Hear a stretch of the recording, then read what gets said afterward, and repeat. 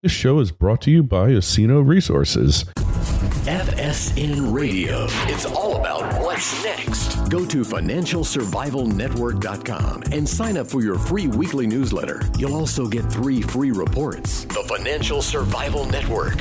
It's all about what's next. Welcome. You are listening to the Financial Survival Network. I'm Kerry Lutz. It's 8/19/19. Make of it what you will. Hey, gold's down a little today, but it's still hugging that $1,500 the ounce, which has become, well, it's bouncing up and down. Right now, it's down $15 the ounce. Down, it's at $14.98. Silver, $16.88, down 20 cents, just as Charles Nenner predicted. Hey, questions, comments, be a part of the show. Email us, kl@kerrylutz.com. Well, you know that the stock market's frothy. Real estate, well, is there still potential for real estate, or do you just buy gold? Our good friend Buch Joffrey is here with us now. You can find Buch at wealthformula.com. Buch, so everything is overpriced. We're in the everything bubble. Does that mean that you just dump your real estate now and wait for the market to go down? Yeah, no, I don't think so. In fact, my philosophy on this is very much that to keep buying, and if there's always an opportunity, in real estate. What's nice about it is that real estate is all local, and real estate is dependent on relationships, and individual assets don't sort of go up and down the way, say, like an individual stock in a publicly traded market or gold.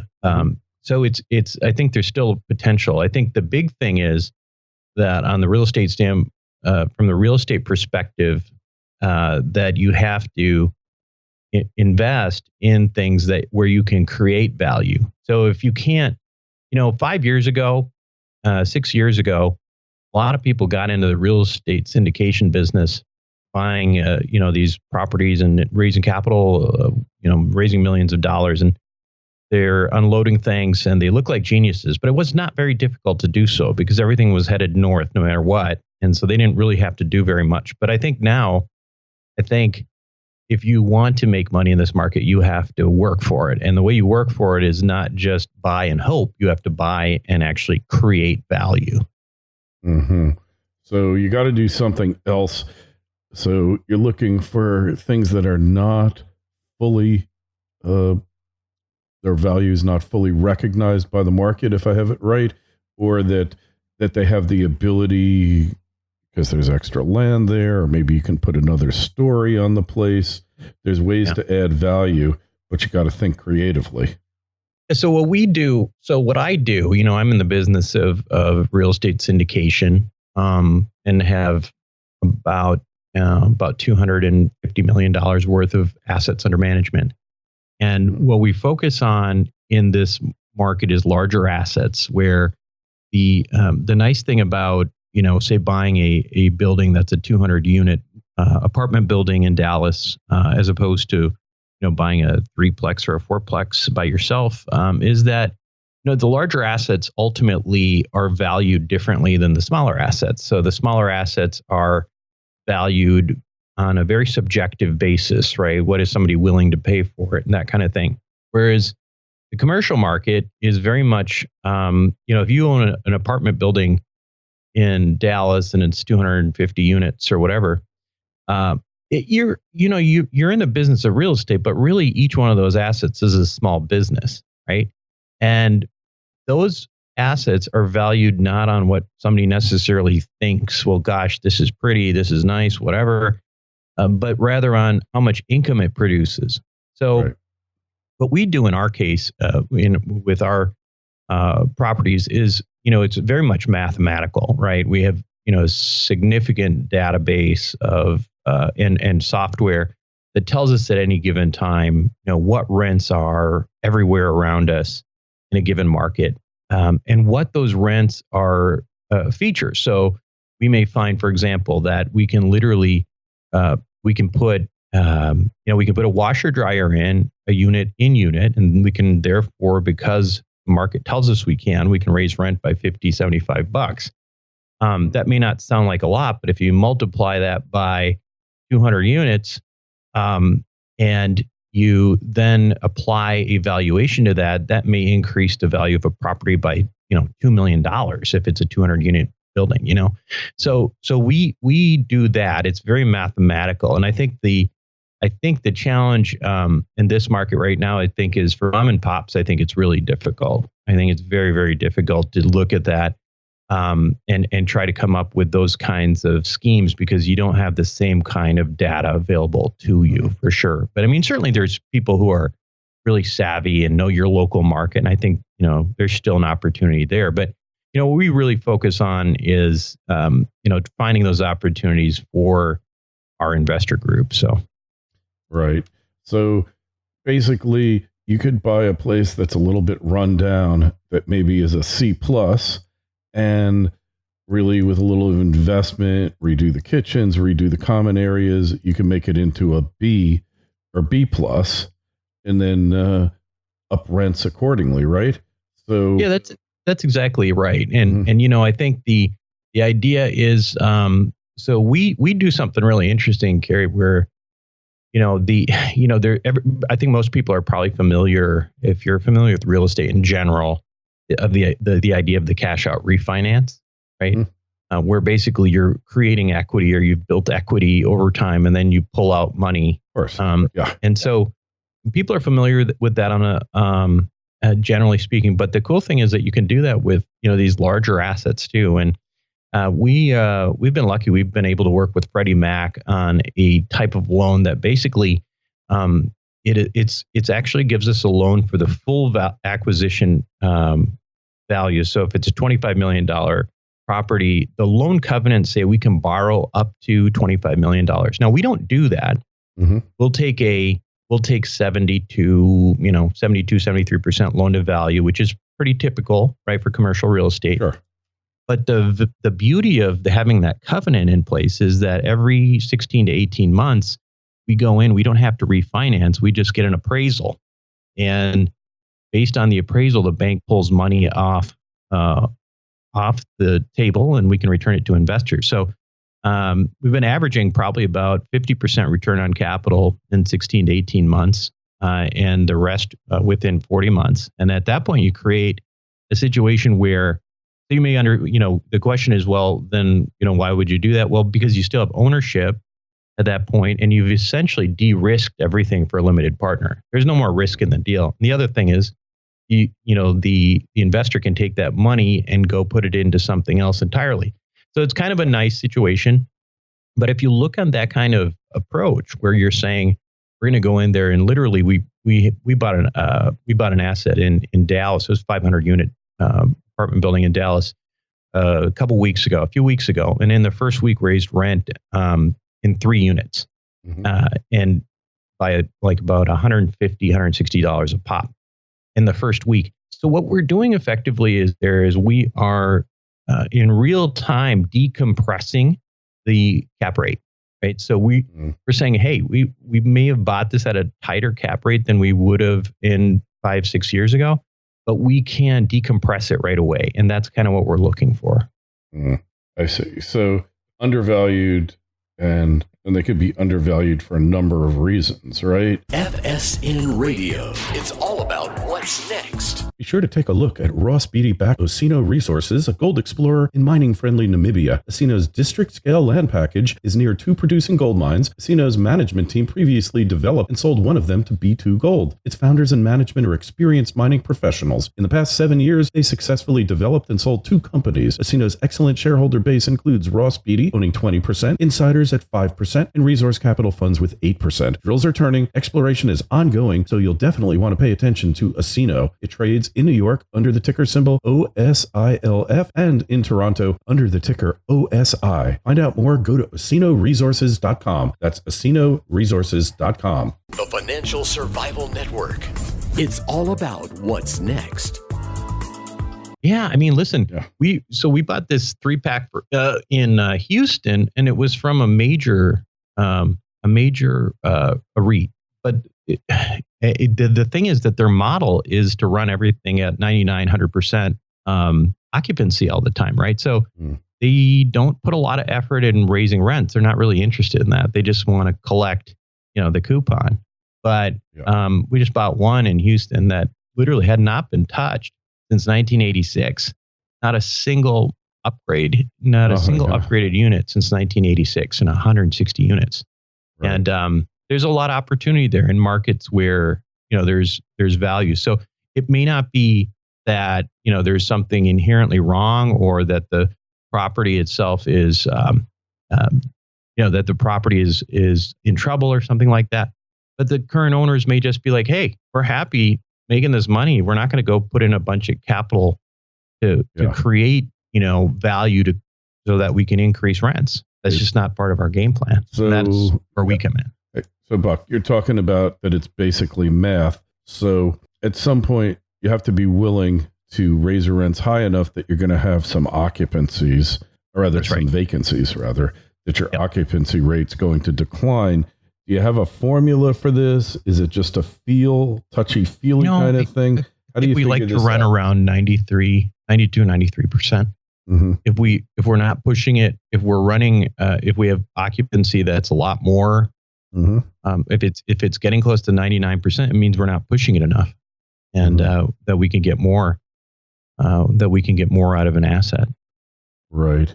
So you look when it's too high, but you can overdo it too. I'm sure it's happened to you where you've raised the rents too high ahead of the market, and then you wind up with low 90s, and there's nothing, no bigger wasting asset than an empty apartment, right? Yeah, no, you're right. You're right about that. But I think a lot of it's just, that's where we have a lot of software that's predictive, right? I mean, that's where the value of not being a mom and pop, but actually basing it on math and what's going on around you really helps. And, sometimes we'll experiment with something, we'll put it out there and for a certain price and see if somebody bites. If they don't, then we'll lower the rent. Right. So it's not like, the nice thing is it's not like selling a house, right? I mean, these things happen pretty quickly.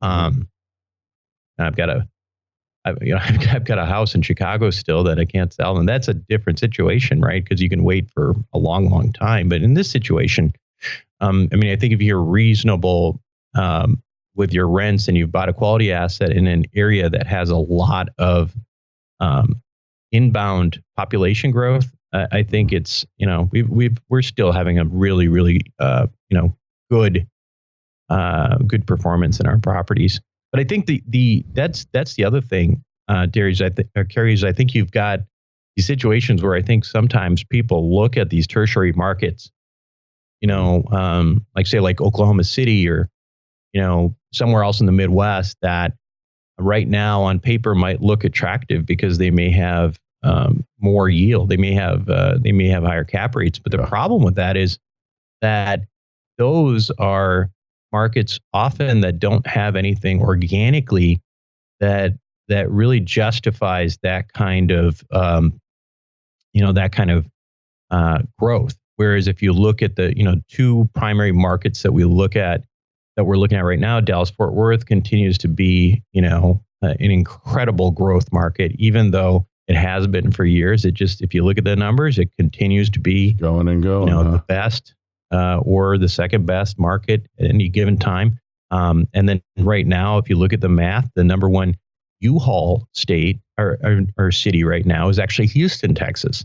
In Houston, people used to say it was a really oil heavy dependent market. And I think that's changing, though. You're seeing a lot of growth in the service industries, et cetera. So I think if you're in places where people are moving and they're primarily service oriented, I think you're in much better shape. Even if you end up paying a little bit more for that initially, that's going to be a much safer thing than to go and say, well, hey, I'm getting a little bit higher cap rate, but I'm in Oklahoma City. Well, what's going to happen there later? There's just, there's not a lot of net population growth in those places. So you got to kind of balance it off because you don't want to be going to like Miami, perhaps, or New York City, where you're really paying through the nose That's San right. Francisco, I agree with LA. that 100%. Right. New York, LA, places like that where, I mean, hey, you may end up doing really, really well along, way down the line, but we also don't want to pay to keep that property for 5 years, Mm-hmm. Yeah. So what's your time frame as far as selling off these properties and going on to the next? So the average hold time has been between 40 and 50 months. And like I said, the 50% capital return is a goal for 16 to 18 months. And then for the investors, and then within 40 months, 36 months or so, full capital return. And we're average time to divestment is about 40 months. And we bit like you said, we sold off a portfolio in Arizona a couple of months ago. And it's, still rocking and rolling, 30% annualized return in that. Nice. For investors. And so we're still doing well. I mean, I think we've got a sweet spot, and there's plenty of buyers still out there. And, people, like gold, I know your listeners are being precious metals. I think the value that people see in real estate is that there is some real value to owning something that has inherent intrinsic value. And I think real estate is one of those things, particularly a roof over your head. Yeah, for sure. For sure. It's been very basic. Yeah. Sometimes it's too basic for people to grasp, but everybody, at least 99% of the population got to have a roof over your head first and foremost. You start from there. It's like Maslow's pyramid, right? Maslow's triangle. Yeah. And from there, and that's the spot we're in too, is, we never do D-class stuff, right? I mean, and that's just painful, but that's a war zone. There's a working class, service industry and that's related, part of the economy that, that's pretty easy to work with. And the thing is that sometimes when markets get too frothy and there's a little recession and people get laid off, they move out of those A-class buildings. They move out of those, higher end stuff, and they end up in these types of situations. So very true. So what was your experience during the Great Recession, Buch? So, we didn't lose any buildings. I think there are certain markets that back in, 2008, 2009, I think that got hit harder. Like, for example, we're real big in Phoenix, Scottsdale. But back then, you'd had to discount some rents. And so there was some backward activity there. But as long as you held on to your properties, you're in really good shape. Right. Right. And so I think that's the key is, again, how do you keep your properties? Well, make sure you understand your mortgage, your covenants there. There was some big changes that occurred after 2008, 2009 that I think help a lot now. For example, a lot of these mortgages back during that crisis had these covenants where, you had to always stay within that, say, 70% loan to value. So even if you were cash flowing, if the bank did an appraisal and they found that the property was not worth something, they could come back and say, hey, we need you to default. To default or add a bunch of capital to this. And you can look at them. I remember Robert Kiyosaki talking about this with one of his commercial assets, and he was dumbfounded. He's like, I'm cash flowing tens of thousands of dollars off of this every month or every week or whatever. Yeah, and you're asking crazy. You're telling me I'm defaulting. Yeah, right. So a lot of those laws are gone. They're toast. And so that's a nice thing. So generally speaking, if you're cash flow positive, you're totally fine now. And I think that that's a good situation. The other thing is, and I don't know how you feel about this, but I do think that recession doesn't necessarily mean, 2008, 2009. You and I are old enough to know that it used to be that recessions came and went, and sometimes we didn't even notice. Yeah, they told you after the fact. Exactly. Oh, by the way, you notice it's been a little slow at the mall for the past 6 months. We were in a recession, and you kind of laugh and you say, "Oh, okay." And especially look, I always lived in the New York metropolitan area. And recessions really never hit there like the rest of the country, with the exception of the Reagan recession and the 87 to 90 recession. But even then, there were things going on. You just didn't notice it. So just because they say we're in a recession, it doesn't necessarily mean that you're going to take it on the chin. Yep. And to add to that, just because you're in a recession, you may find out that we are in a recession right now and learn about it 6 months from now, that we're no longer in a recession, right? Uh-huh. So what do you do in those times? I think one of the things that I found is that, there have been people who've been very concerned and almost sort of fear mongering, I think, for the last, 5 or 6 years. And the problem is that people have made a lot of money over the last 5 or 6 years. So timing that kind of event and then trying to understand what character that event is challenging. I mean, so I think that, in my opinion, I think you just, my own philosophy is to continue to invest, continue to deploy capital, because the other thing is, even if there is a recession, like 2008, 2009, if you held on to your assets, you ended up doing really well, because those downturns, they're finite. Like, they don't last forever. And as long as you can survive those, you're in good shape. And so you're still better off, in my opinion, deploying capital rather than being afraid and holding on and wishing you had later. Yeah. Well, that's, you make such a great point. You can't be worried constantly. You got to live life at some point. And the fact is that you're either going to act and take the risk, or you're going to do nothing. And doing nothing often is the worst thing you can do. Hey, Buch, want to get in touch with you? We want to track you down, your podcast, website, best place to go to again? Yeah, Wealth Formula Podcast is the podcast. It's wealthformula.com. And it's a podcast that's just about, not just about real estate, but personal finance in general, focused at people who are generally higher paid professionals and that kind of thing. All right, great. Hey, we'll have a link to it as always in the show notes of the interview. Don't forget visit our site, financialsurvivalnetwork.com. Just broke over 6,000 podcast episodes, if you can believe it.